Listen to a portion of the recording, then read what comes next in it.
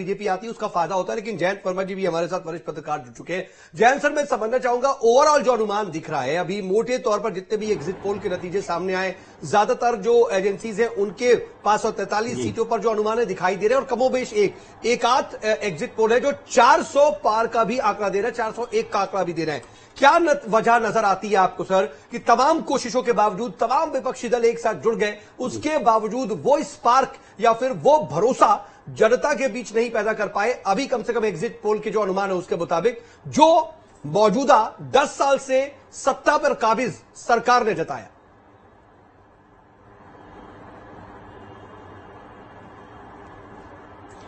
देखिए, जो सबसे बड़ी बात यह है कि 2019 के चुनाव के बाद जो सरकार ने और योजनाएं लाई, जैसे प्रधानमंत्री आवास योजना है, आयुष्मान योजना है, और मध्य प्रदेश में तो वो एक लाडली बहना भी आ गई थी, किसानों को जो पैसा जा रहा है, तो लाभार्थियों की संख्या काफी बढ़ गई है।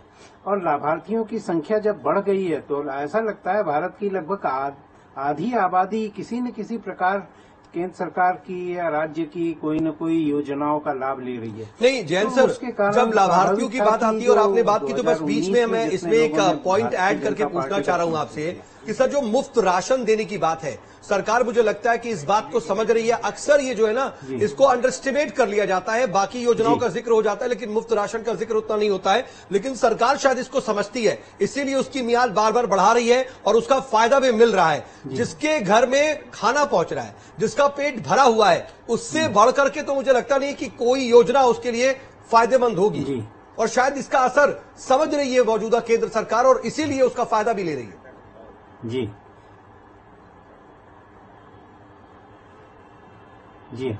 80 करोड़ लोगों को 2028 तक मुफ्त राशन दिया जाएगा, ये कैबिनेट का डिसीजन हो गया था पहले ही। तो अब जो भारत की इतनी बड़ी आबादी यदि सरकार से लाभ ले रही है, तो मुझे लगता है कि उसको यथास्थिति बनाए रखना और उसको और ज्यादा समर्थन देना ये स्वाभाविक था। और ऐसा लगता था कि 2019 से अभी के इस चुनाव का जो परिणाम होगा वो ज्यादा बेहतर रहेगा, भारतीय जनता पार्टी के पक्ष में लोगों का रुझान ज्यादा बढ़ेगा, और वही एग्जिट पोल में दिख रहा है। तो मुझे इसमें कोई शंका नहीं है और ये बिल्कुल सही है। ठीक, शिव सिंह ठाकुर जी, देखिए सर, ये तो सारी एक आखिरी उम्मीद के तौर पर इसे देखा जाए क्या कि भाई सारी पार्टियां एक हो जाती हैं इस एजेंडे के साथ कि हमें बीजेपी को किसी तरीके से रोकना है। संविधान की दुहाई देते हैं राहुल गांधी, संविधान को साथ में लेकर जाते हैं रैलियों में। उसके अलावा आरक्षण का डर दिखाया जाता है कि खत्म हो जाएगा, लेकिन उसके बावजूद ये एग्जिट पोल इशारा नहीं कर रहे कि आप अपना मैसेज कन्वे कर पाए लोगों तक।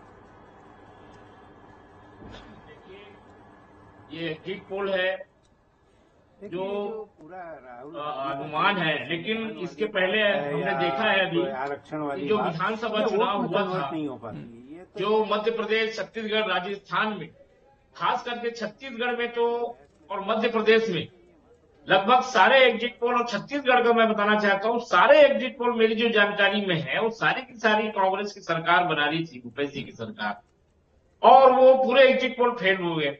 आज इसी प्रकार से जब अटल बिहारी वाजपेयी जी का था साइनिंग इंडिया, उस समय भी आप देखिएगा कि वो एग्जिट पोल फेल हो गया था।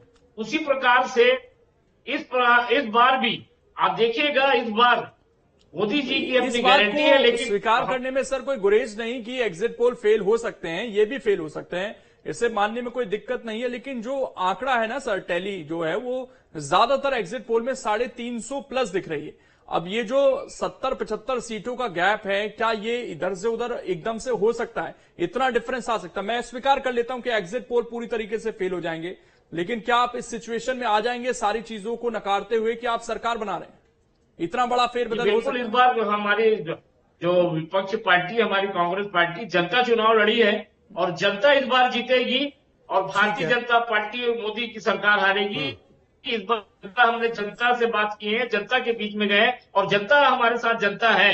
तो ये देखिएगा, एग्जिट पोल जो है ये जब 4 तारीख का जो रिजल्ट आएगा उसका परिणाम उल्टा होगा और हमारी गठबंधन की सरकार, जो इंडिया गठबंधन की सरकार बनेगी।